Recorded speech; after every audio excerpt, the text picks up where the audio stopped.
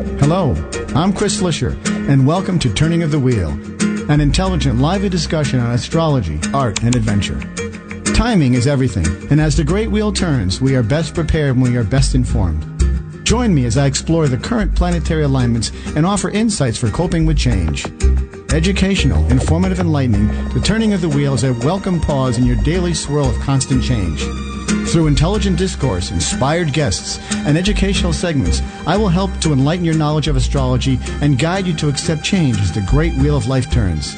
Call in with your questions and speak with some of the greatest visionaries in the time-tested practice of astrology. Turning of the Wheel, Astrology, Art, and Adventure with Chris Flisher, each Thursday, live, 6 p.m. Eastern, 3 p.m. Pacific on Contact Talk Radio.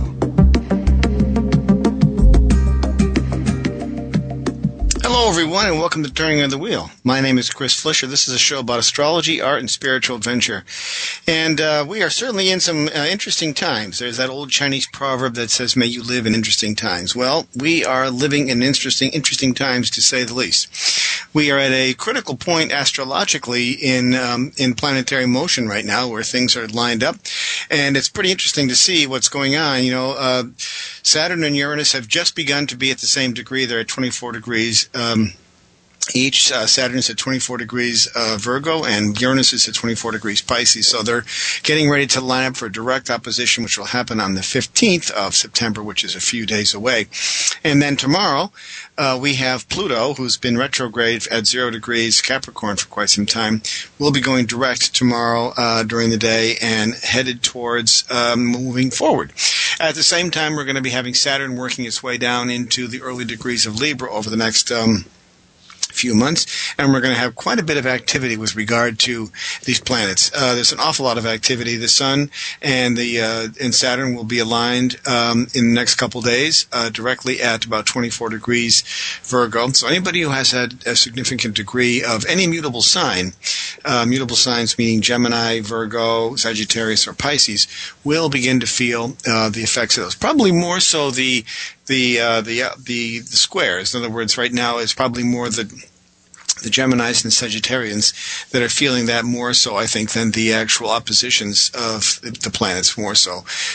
So it's going to be interesting to see what's happening. We have a lot of activity happening in the country. We are on the cusp of breaking into a new era of time when the dialogue for the healthcare debate, which has been circulating in this country for probably 65 to 70 years of waiting for this to be passed, we might now just be able to see that happening. That may be one of the big outcomes of the current alignments that we have. My guest today is Tad Mann. Tad is an old astrologer, an old friend of mine. I shouldn't say he's old. He's an old friend of mine, an astrologer, and he has innumerable tools in his tool chest, which is why I named the show Tools of Evolution. Not only is he a renowned astrologer, he's an architect. He works with tarot. He works with numerology. He's done a lot of work with reincarnation as well. So he's got a veritable tool chest of ideas and topics to discuss, and so we're going to get him on in just a second. But I want people to be aware of the fact that, first of all, this is a listener-supported radio station, and the time has come for me to sort of reach out to all of you and ask for contributions if it's possible. A little bit here, a little bit there adds up when you've got a lot of listeners. There's no harm in doing that. Over the next few weeks, I'm going to be putting up something on my website called a tip jar, and also on the Contact Talk Radio site. And what that allow you to do is just go in there, click, and throw a few bucks in there my way to keep the show in the air and to keep the wheels of this machine greased and moving forward. So that's something to look forward to. I appreciate your support. Anything that you can do to help me along the way here. Doesn't need to be much. We're kind of like I'm taking the old PBS cue and asking for contributions to sort of see if we can keep this boat afloat, because we've got some wonderful guests coming up, great topics, and all of the stuff that I've been talking about here is to sort of help us move forward. So without further pause, I want to get my guest on. Tad Mann. Tad is a famous astrologer, as I said, out of New York, and he's available. His website is atman, that's man with two N's, .net. atman with two N's, .net. Tad, welcome to Turning of the Wheel. Hi there. How are you? Nice to be with you again, Chris. Yeah, I'm glad we were able to hook up this time. So I was explaining to everybody that we have, that more than anybody else I know, you're probably the man with the biggest tool bag of ideas and and divination tools to sort of help people through what I would call an evolutionary time. We are at a time when the planets and the world and all of us are at a great cusp, I think, of sort of moving forward in our evolution with regard to how we address social policies, with regard to how we take care of our citizens, with regard to how the world interacts with each other. I hope and so. There's a great deal. There's a great deal of activity happening, and so I'm wondering what over the next month or so. We're in a very intense time astrologically, and I'm wondering what your thoughts are about the coming month and what you see on the horizon. First of all, I mean, obviously, a lot is going on, and I don't think that it's going to resolve itself very quickly. Mm-hmm. Hello, are you there? Yeah. Oh, yeah. Yep. Yeah. I don't know whether it's going to resolve itself very quickly.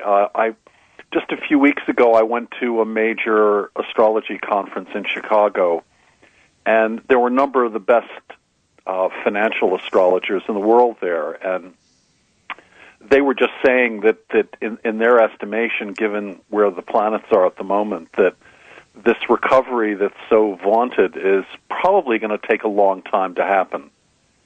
And that it may well be, even by, I mean, this may sound horrifying, but that the downturn could well last until 2020. But, my gosh, wow. It's certainly the problems are so deeply seated, and there's such a great resistance on the part of the American people to really resolve things that I think it is a pretty dire situation for sure. Yeah, it sounds as if that's highly plausible because the underpinnings of what we're faced with have been in place for quite some time, and it's just been a residual impact that finally just burst, essentially. That's right. I mean, I find myself, I have a unique experience in a way because I lived in Europe for a long, long time. I mean, for 30 years. And what's interesting is that everyone is kind of shocked at the whole idea of, that Obama's plan could be socialist. But, I lived in countries that were socialist for 30 years, and the health care is fantastic. Mm-hmm. And I wonder who it is that's complaining, considering half the population of the country is uninsured. I don't really see what the problem is. I mean, it is a situation that's so central to everyone's economy and well-being, and I'm just surprised that the corporate resistance to it is so strong. I mean, I'm not surprised corporations resist, but I'm surprised so many people seem to. Well, I think that they must be tied in some way in an old-fashioned mindset that considers socialism to be consistent with communism. And I think that there's that old fear that is going to be something that has the government in our back pocket dictating what we do. But the best routine, that, as you mentioned, is the social democracy, which combines the best of both worlds and moves forwards where the responsibility of all the people of the society rests with the greater populace. It's very logical, and there's really nothing to fear here. It's kind of a tribal mentality, which is what would serve us all well. We'd have a giant safety net instead of having to fend for ourselves. I mean, I agree. I agree completely with that.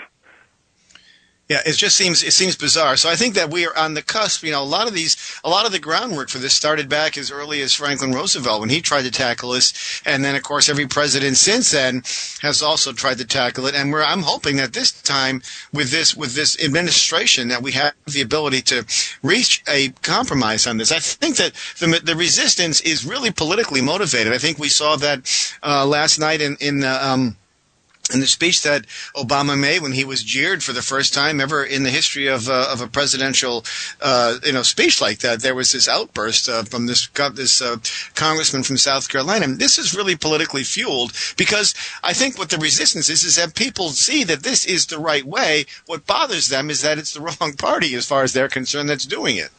Yeah. Yeah, I mean, it's a really huge issue for sure, and it continues to surprise me that that people are so resistant to any kind of change at all. It's like a lot of the fundamental principles on which America was built are really collapsing at the moment, and I think that I think we need to really support some kind of collective effort to get things moving in the right direction. But I really don't know what the solution is. It seems like Obama's just getting a lot of flack from everywhere, and he's in the hot seat. I mean, we were dictated. We were, our definition was a country of the people, for the people, by the people. Healthcare falls right into that category. I mean, it's a healthcare system that would be for the people, by the people, and it would serve us all. And I don't quite understand why. I think it's sort of a like group process where we have a group of people we are only as strong as our weakest link. So if our weakest link falls down, then the rest of us are going to fall down. So we need to take care of all of these links in this massive chain, and then we'll begin to see the progress move forward. Well, I hope it really so. Makes no sense. But as far as what we see on the skies astrologically, we've got some significant activity coming up with Saturn, Uranus opposing each other next week, and then Pluto going direct tomorrow, and then of course we've got a square coming up with Saturn moving into Libra. What do you see as the outcome of that? What do you sort of how do you envision what's coming out? That was one of the influences that a number of these astrologers talked about in Chicago. And it's interesting because, the whole market collapse that happened last year occurred around the time the last Saturn-Uranus opposition happened. And it's a very powerful and characteristic aspect because, of course, first of all, they're the two planetary rulers of Aquarius, which means that it's about idealism and about the clash of idealism.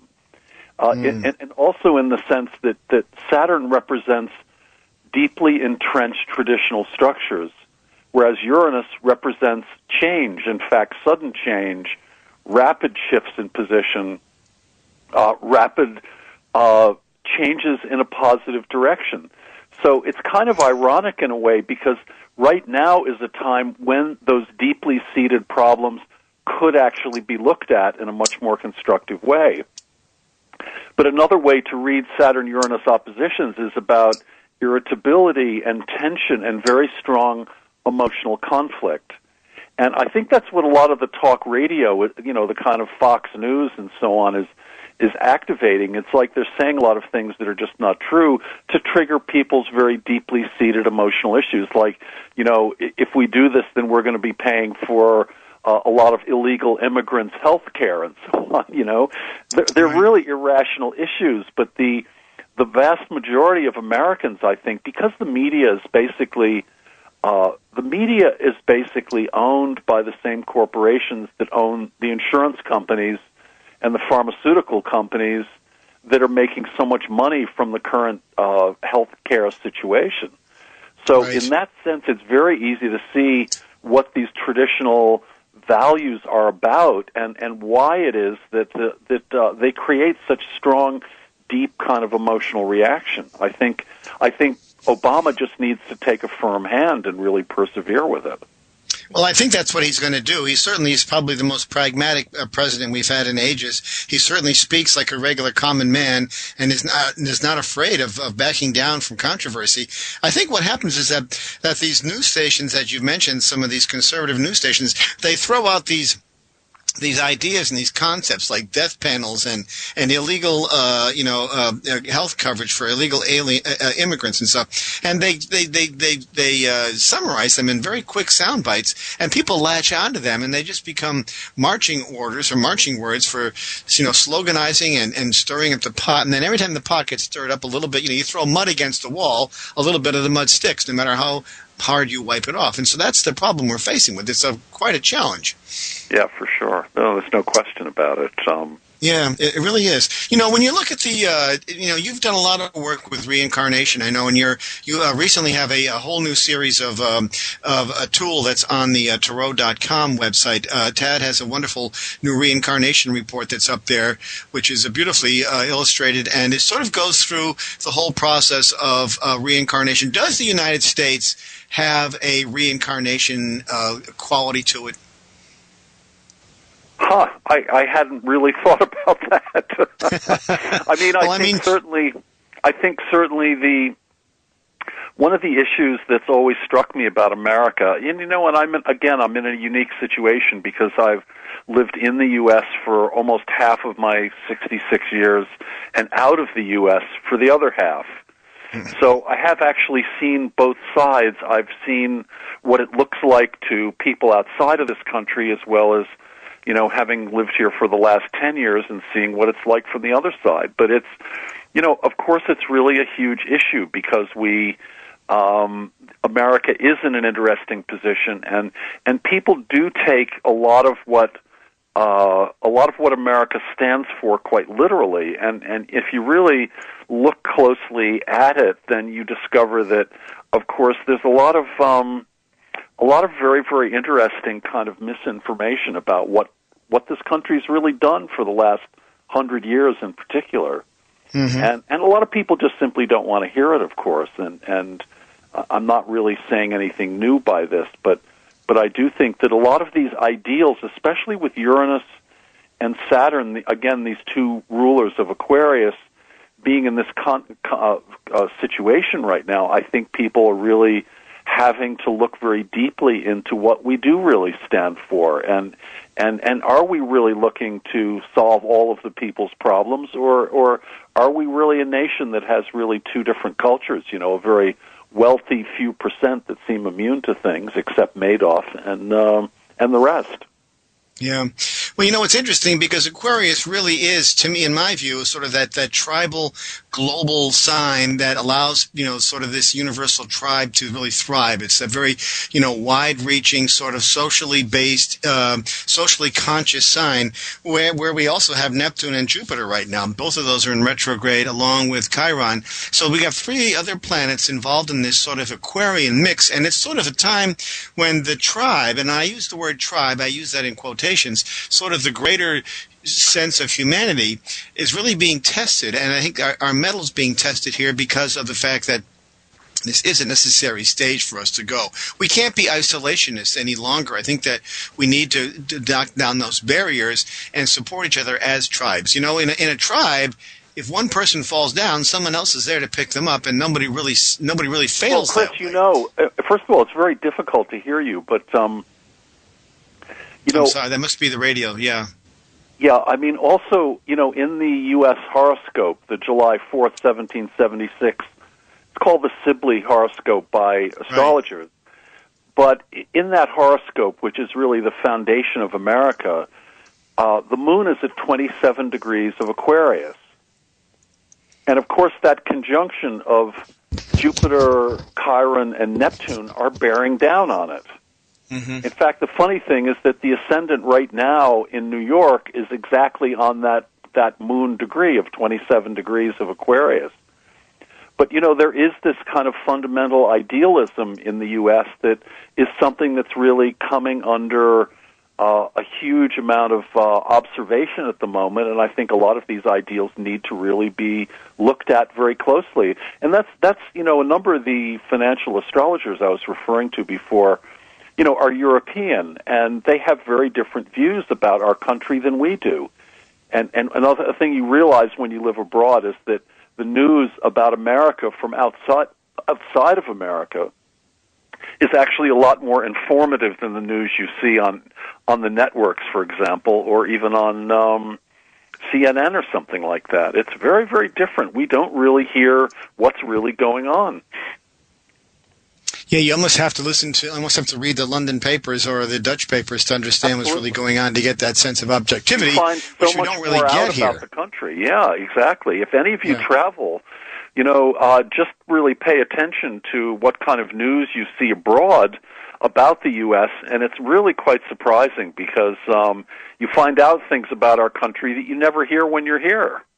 Yeah, it is unusual. Quite fascinating. With the you see the point of I think that with Neptune and Jupiter, Jupiter is this planet of expansion. Neptune is about this delusion. Do you think there's a sense of delusion about what we're going through? Do you think that this is a surrealistic kind of approach that we are in the midst of here? I think it's extremely surrealistic. I think the country itself is a bit surrealistic in some ways. Again, simply because the media has become so powerful that all of the arguments can be kind of all of the rational arguments, which many Americans kind of pride themselves about being rational about things. But I do think that, it's fascinating to see how people are so wrong-headed about actually something that could very, very easily do them a lot of good. Yeah, I mean, it would save them money in the long run. They'd be covered in every way. Well, it would save everyone money. I mean, that's the bizarre thing. It would save everyone money. But it's, again, it's like that isn't the way America works. A lot of decisions get made that aren't really, for the little guy, and yet the little guy is sort of very, very active in getting it shot down. I think it's fascinating. Well, there's that whole aspect of change as well. Change has always been a difficult thing to deal with, and people are very resistant to that. With Pluto going direct tomorrow, do you think that we might be able to see some forward motion with this? Do you think this could really come to fruition? I mean, I almost feel as if we're on the cusp of some sort of compromise. Well, of course, it is curious. Pluto going direct shows, obviously, that the autumn is a time when things do start moving forward again. I don't know how many of your listeners know this, and I know you do, Chris, but because Uranus, Neptune, and Pluto are all in a particular zone of the zodiac, at the moment. Mm-hmm. Pluto's in Capricorn, Neptune's obviously in Aquarius, and Uranus is in Pisces. That what happens, of course, is that all of them are actually retrograde right now. Uranus, Pluto, and Neptune are all retrograde. And what happens around this time of the year, mid-September to October, is they all start going forward again for a period of months. And then they start going backwards again next spring. And so this pattern's repeated itself for 4 or 5 years already and will for another 4 or 5, which means that essentially that during the wintertime the outer planets go forward, things advance, and then in the springtime they start going backwards. So, I think there is a possibility on that score that things could move ahead and could get pushed through. It's complicated a little bit by the fact that Mercury's just went retrograde a couple of days ago. Right, I know. That does slow things down a little bit. But, there's I also think that the piece of Mercury retrograde is this sort of a chance to revisit this idea. It's the whole re-prefix that I can think of as, so let's reevaluate healthcare. Let's revise healthcare. It's reevaluating the past. Ideally, Mercury retrograde is a very positive thing because it does allows us to go, back into issues that seem like they're off, their conclusions are foreordained, but to go back into such situations and to really do some positive and constructive analysis, and I'm just hoping that will happen.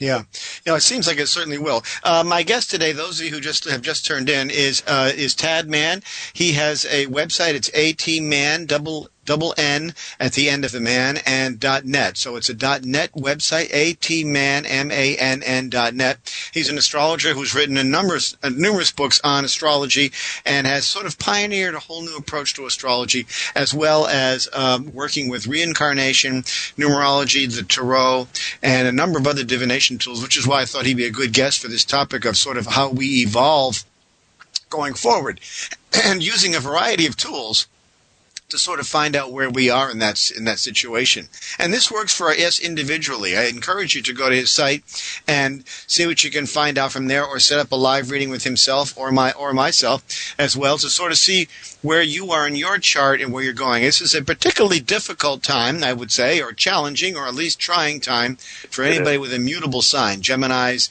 Virgos, Pisces, and Sagittariuses are all feeling sort of the crunch. Now, have you noticed that, Tad, with your clients, far more interest in those signs? Well, yes, of course. You asked about the reincarnation issues before, and the system I developed, just to describe it very briefly, is that the signs of the zodiac correspond to stages in human evolution, basically. And, things like the sign Taurus, which is traditionally about Earth and about, the Earth Mother cults and things like that. And it has to do with domesticated animals and agriculture, gardens, and things of that sort. People with planets in the sign Taurus really do have a very deep connection to the Earth, because at the time Taurus qualities came into being reincarnationally, everyone was actually very much engaged in creating agriculture and domesticating, the transition of foxes and wolves into domestic animals, into dogs and things like that. But the U.S. chart is very interesting in that respect, because, there are a ton of planets in Gemini, which is when language evolved, and in Cancer, which is when, again, it was a time primarily of agricultural society. And America's sun is in the sign Cancer, very near, actually, George Bush's sun sign. And, of course, that means that the core of America is very much about agricultural roots, and that's one of the things that we've really lost in many ways over the years. And of course, also America has Pluto in Capricorn, which much later in the historical process has to do with the Industrial Revolution. And then Moon in Aquarius, which is even more recent. It's like the time just after the Civil War, for example. So we have these very deep agricultural roots, but with Pluto in Capricorn, and another thing the astrologers in Chicago talked about was that we're coming very close in the next 15 years to America's Pluto coming back around again, because Pluto right now, as you know, is like 1 or 2 degrees of Capricorn. So we're coming up to our first and only Pluto return. And it's interesting because that represents truly revolutionary tendencies that are very much like what happened in the 15 years leading up to 1776. Right. So it's very, very interesting, because I think we're getting very, very close to virtual revolution. Yeah, I think the revolution will take a different turn. It may not mean, bloodshed in the streets, although we don't know, but I think it's going to mean a reinvention of the United States. We're going to take a quick break right now, Tad, and we'll be back. My guest today is Tad Mann. His website is atmann, MANN.net. We'll be back in about 2.5 minutes, so stay tuned.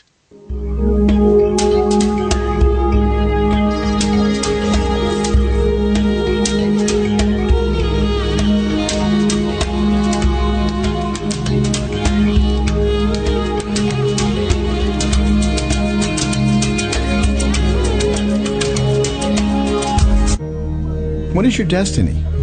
Where are you going? What is your real purpose? Do you know? Do you want to know? Of course you do. It's your duty to yourself. We are all here for a reason, and we all have great potential.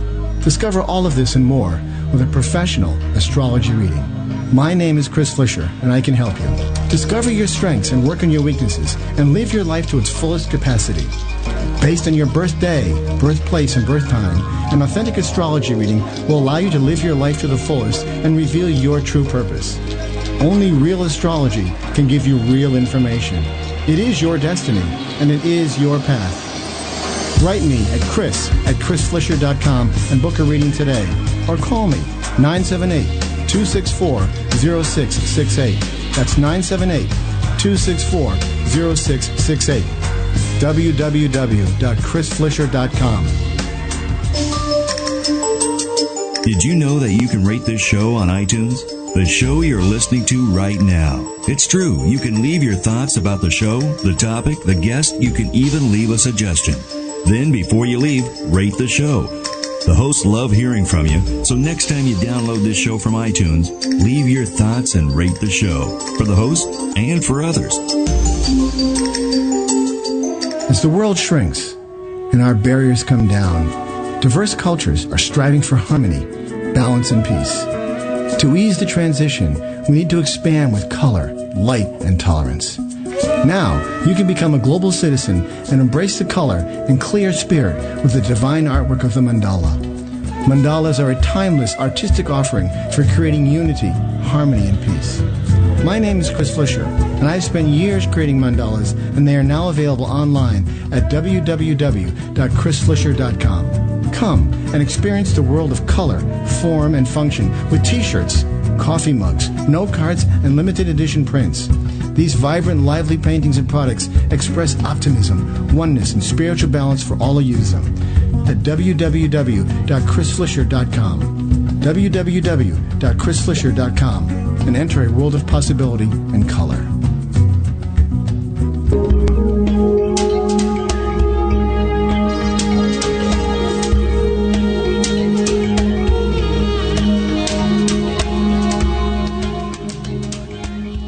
Hello, everyone, and welcome back to Turning of the Wheel. My guest today is Tad Mann. We're talking about a number of different tools that we can use, and I use the word tools to describe divination tools, meaning astrology, tarot, reincarnation, numerology, all these different tools. And Tad has a wide variety of tools in his toolbox, and so we're going to be discussing that in a few seconds here. I do want to also put out the idea that over the next few weeks I'm going to be incorporating what I call a tip jar, which is going to be a little thing on my website and on the Contact Talk Radio website, which will allow people to make donations to help keep this show on the air. This is a listener-supported and listener-sponsored radio show, and I didn't know if people knew that or not, because all the last couple of years here I've been trying to keep the show afloat myself. But, you know, as things being as they are, with the economy, I do need some help here. So I'm just asking for people to sort of help out there in the future. So just keep your eyes open for that, and I'd appreciate anything you want to throw in there would be great.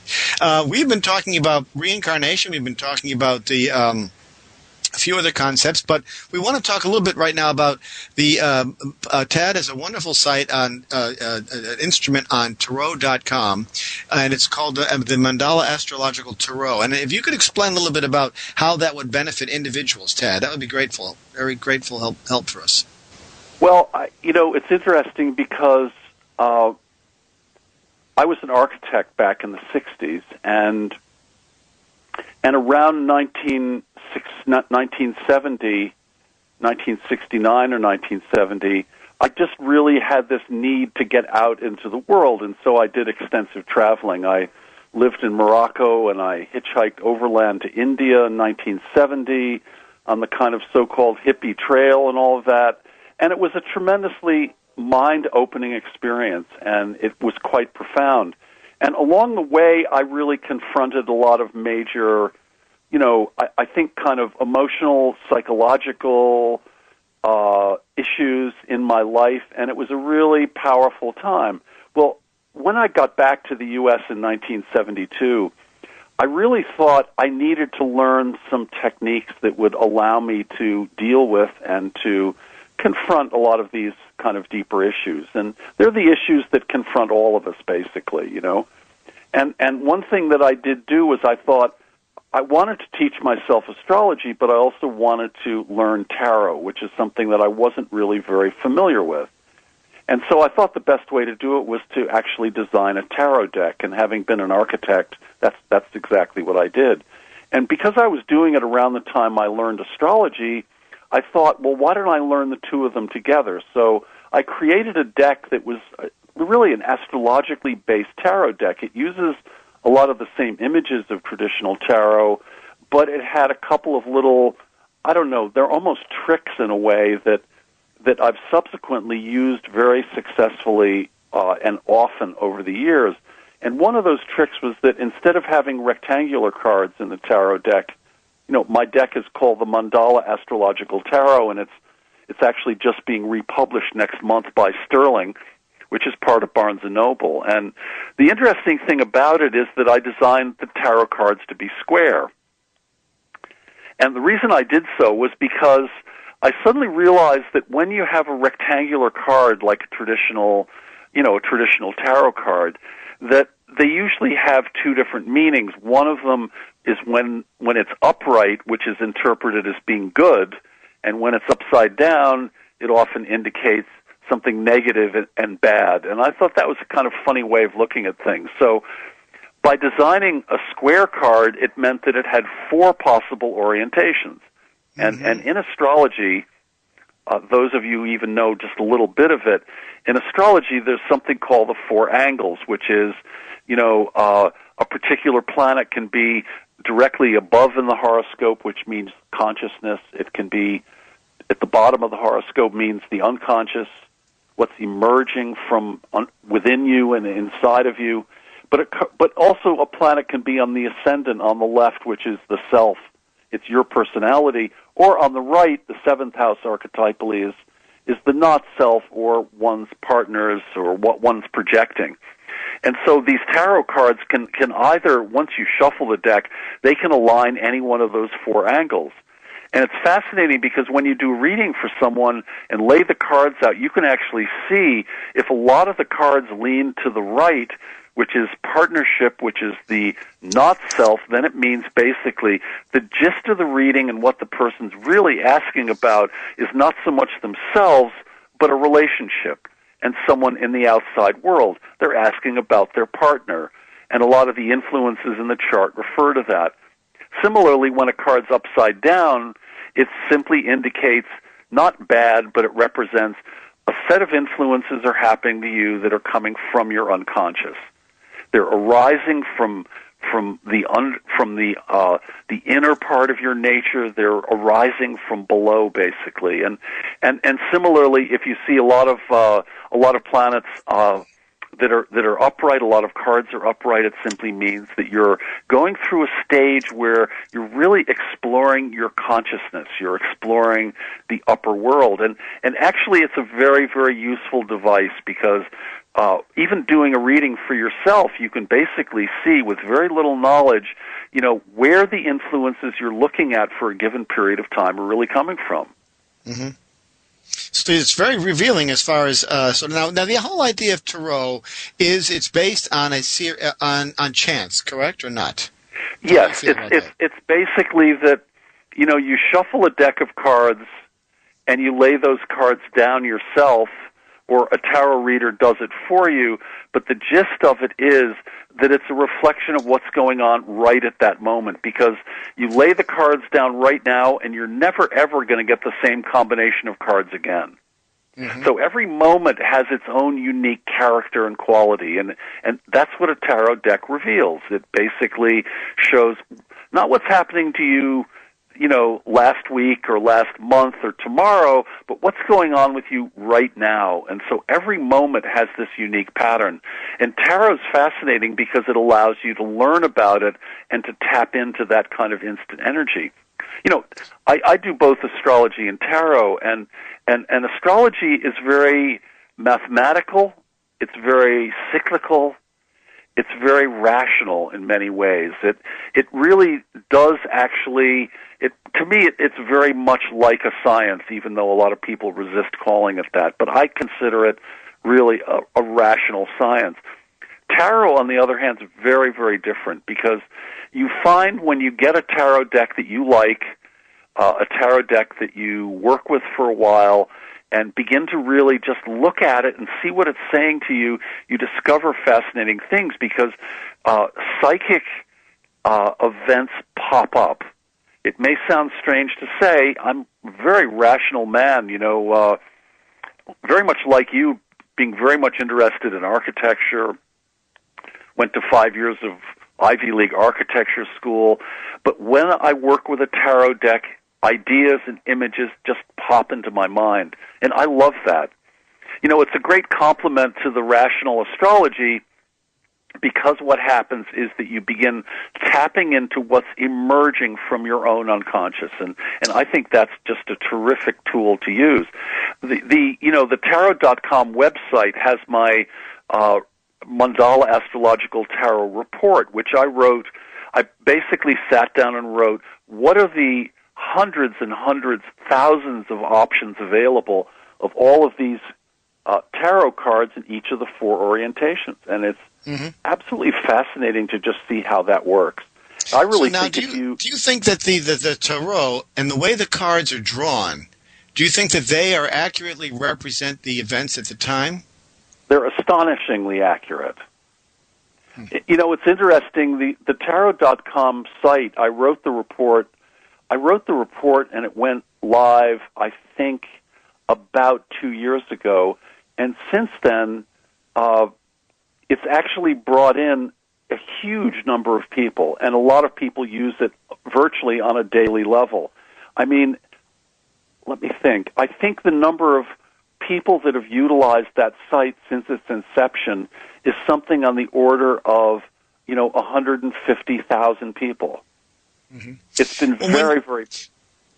When you think of the tarot, do you think that it's the action of the person that dictates the card, or the card that dictates the action of the person? I think it's interactive in that way. Mm-hmm. It's interactive in the sense that a tarot reading really reflects what's going on right now. It doesn't create it, and it isn't created by it, but rather it reflects it. And when you say it reflects it, the accuracy of that is determined by the person. So if I was in a good mood, say, for example, or even if I was in a bad mood and I pulled a card that said, gee, you should be in a bad mood or in a good mood, how would that correspond? How would that match up? Well, I think it's the phenomenon that Jung described, which was synchronicity.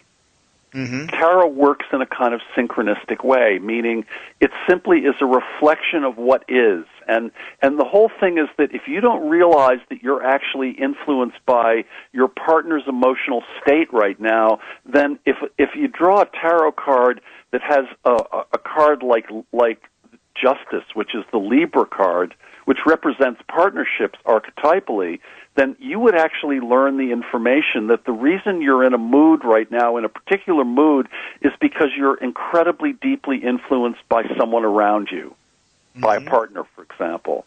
And a lot of people just simply don't, they're incapable of really being objective in the sense that they don't see the obvious influences around them that actually have a profound effect on their behavior. And tarot's interesting because it has that potential. Meaning it's like a little mini reflective, that's what oracle means, really. It's a reflection of that inner world in the outer world. Now, how do you think the tarot dovetails with, say, the Sabian symbols? Are you in that regard? Well, I think a better analogy is I made my deck astrological in the sense that each card has an astrological correlation. It's like, the way tarot works is the major arcana cards, the 22 of them, represent each card has to do with either a planet or a sign of the zodiac or an element. Earth, fire, air, and water. And the interesting thing is if you draw a major arcana card and in a particular position, like even a 3-card reading that represents past, present, and future, a major arcana card shows an archetypal change is happening in one of these areas. And if it happens to be a planet, it often means a person. If it's a sign of the zodiac, it means a process. And if it's an element, it means mind for the air, for the swords, or it represents an influx of energy in the case of fire signs, which are indicated by wands in tarot. And what it shows you is it reflects the influences that are coming together in you at a given moment in a very precise way. It's like, for example, a card like the Fool, which is a classic, one of the archetypal tarot cards. The Fool represents you might be acting foolishly, and if the Fool card in my deck is on the left side, then it represents you're acting foolishly. Look at your own actions. If it leans to the right, it means you're either being foolish in a relationship or your partner is acting foolishly. Or you're being fooled. If it's upside down, it means you're acting like a fool, but you're unconscious of it. You're not aware of the fact that you're being foolish. And if it's upright, then it means you're acting foolishly, but you're becoming aware of it. So it actually shows you what's going on in your inner mechanism at a given time. I think it's absolutely fascinating myself. I use it all the time. Would you think that, depending upon the reading, that you would then find a way to sort of back into the reading? If you know what I'm saying? In other words, your cards come out and you could easily find any scenario in your personal life that might adapt itself to the way the cards came out. Well, the way it works is that what happens is that if you see, for example, a lot of the cards are upside down, it means you're not really being as awake and as aware as you would normally be. So the message to the reading would be, wake up, mate, look more deeply into what you're creating in your life. So in a way, it's fascinating because it gives you certain clues about how to respond to a given situation. Something like a card like the Neptune card, which is the Hanged Man, it basically shows a man hanging upside down or a person hanging upside down. If you get the Hanged Man, it means someone around you is not telling the truth. And if it happens to be upside down, it often means that you're not telling yourself the truth. Mm-hmm. So when you see things like this, it's really quite fascinating because it's almost as though you're establishing a direct contact to your own unconscious. You're really opening up. You're setting the stage for sort of a pure conversation with your subconscious. That's right. That's right. You're sort of saying, we're not no holds barred here. We're going to sort of be very real here. But do you think that at any point in time, because we are complicated people, we have complicated aspects in our charts, we are complicated, wouldn't any aspect sort of fall into place regardless of what the card was? I don't know what you mean by that. In other words, if you, because we are complicated people and because we have so much in our lives get complicated. Yeah. When you pull a card, wouldn't the card apply in some way to any aspect of your life at that time? The interesting thing is because of when you choose a certain kind of reading, and most of my mandala readings are actually, it can be a reading that has just 4 cards and it shows the 4 angles in the horoscope, the ascendant, the midheaven, the descendant, and the IC. And that's very, very specific. I usually do astrological readings that look like the 12 houses of the zodiac. And as you know, Chris, each house has a very specific meaning. If you ask about work, then you look particularly at the 6th house. Mm-hmm. And if the card in the 6th house happens to be, a card like the Jupiter card, which is the Wheel of Fortune, then it means you're about to really be lucky in terms of your career. And in fact, because when you use these houses like this in conjunction with a tarot deck, it's fascinating because it really points. The major arcana cards show up in houses that are the main areas of concern to a person. I can tell someone that without even knowing them, without even knowing who they are or where they are. Right. So it's fascinating because when you combine astrology and tarot, you get this incredible imagery that really is a kind of mystery. I don't know how it works. All I know is it's incredibly accurate. Yeah, well, that's how I feel about astrology. Tarot leaves me a little bit more skeptical simply because of the fact that there's so much chance involved. What I like about astrology is that it is a science, and I think it's a science and an art together. With tarot, I think there's a little bit more chance involved, and I'm wondering how that chance plays out into reality, I guess. Because the only thing I can suggest is try it. When I see you next, I'll do a reading for you. But believe me, mark my words. I'm not really saying this lightly, but for me, I find it's a tremendous compliment to the astrology, which, as I said before, is very, very rational. It's very logical. The planets are in a particular position. You're not choosing it. It's not random. It's not about influencing what's going on in the zodiac. But with the tarot, what's fascinating, Chris, is that you lay out the cards, and once you become a little bit familiar with them, and even an amateur can use it. The first time you open or buy a tarot deck, hopefully mine, in the next month or two, that when you start playing with tarot, what happens is you start getting a flow of imagery that's fabulous. And especially someone like you who's very visual. You love that kind of artistic mandala-like character of things. What happens is it's almost though these images start to really speak to you. And I feel that way about my own artwork, and I'm curious now. When you do a reading for yourself, what does your ritual entail? What does that sort of look like? Well, of course, first of all I set some time aside. I almost always do them at night. I usually, I see the process as a kind of meditation in the sense that... You shuffle the deck? Yeah, I shuffle the deck. While I'm shuffling the deck, I'm actually thinking about what's going on in my life at that moment. What are the prevailing issues? I almost always ask a question and write it down. And that's an interesting part of the process, which I write about in the book that goes with this deck, which is that even by just writing a question down, sometimes that almost resolves the issue right there. Right, I can see that. Meaning the writing that of makes it, sense. Yeah, you're acknowledging it. You're making it very physical. There's a physical connection between you writing it and your subconscious. So you're right. bringing By being it to the surface. Explicit about the question, and when I do readings, I often. push people to be clear about what they're really asking. And it's fascinating because often by really being clear about the question you're asking, it actually tells you a lot about what the answer should be.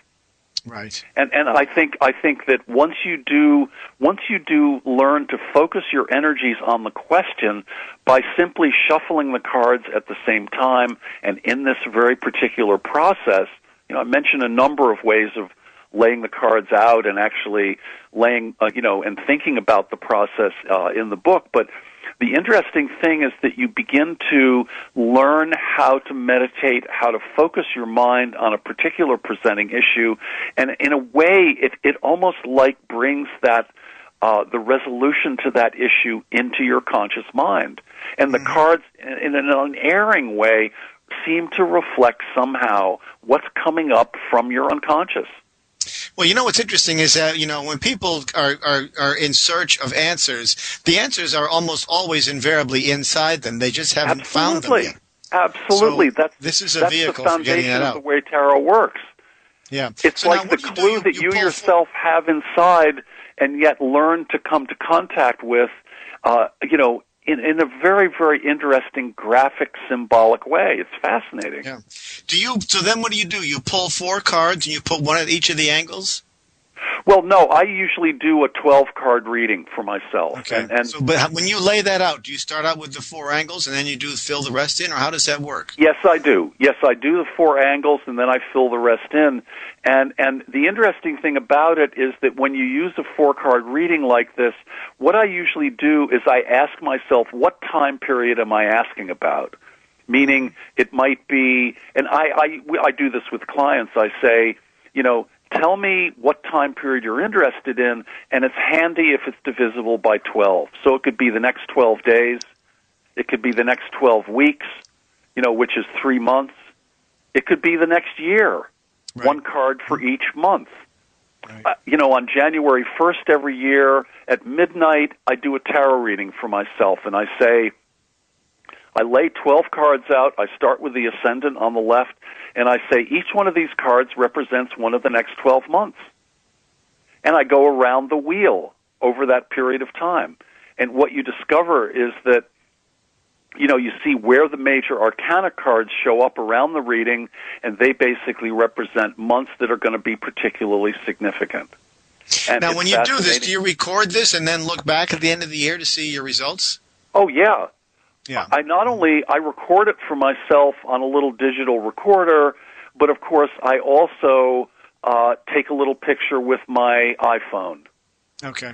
I take a picture of the reading so that I have a record of it, and I basically refer to it 4 or 5 times in the course of the year to just see where I am in that yearly cycle. And it is fascinating because the year unfolds. It unfolds in this kind of astrological way. Like, the funny thing is the first 6 months are below the horizon, and what often happens, when you do it for a person, is that the beginning of the whole process, like maybe they're asking about the next 6 months, which would be, each card is 2 weeks.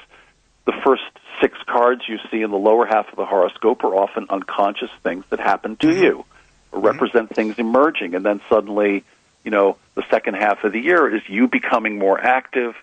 You're responding to what's going on around you. Right. You begin to really initiate things yourself. It's fascinating how closely it replicates your yearly process. Well, let me ask you, we're running out of time, but let me ask you this real quickly. Do you think that the reading that you give yourself on January 1st sort of dictates where you go for the year, or are you still in charge of your year?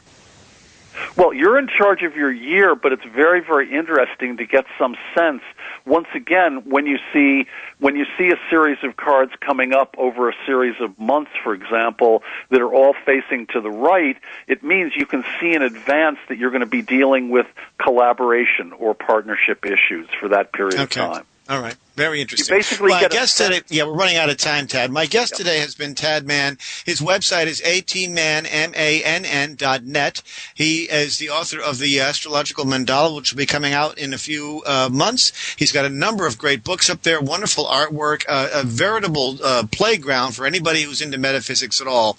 I strongly suggest you go to his site and get a reading. It's a remarkable experience. You will be totally amazed when you see the type of accuracy that you get out of this, and I'm anxious to get a set of these cards myself. I'm very curious. I've always been curious about the tarot, so I certainly. Well, I'll have the publisher send you a set when they're out in October.